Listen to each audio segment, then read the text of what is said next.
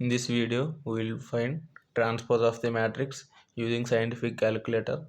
So first, click on Mode, select Matrix option, select Mat here.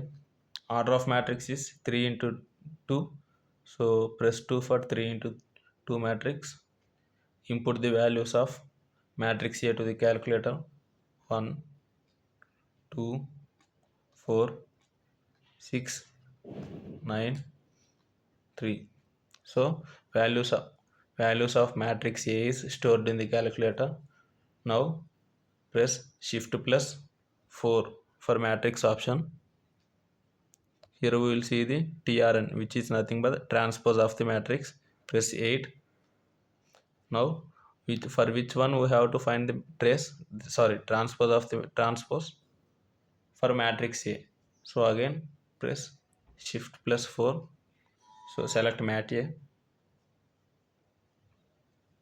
So this is the transpose of the matrix A of order 3 into 2, which is equal to 2 into 3 order matrix transpose.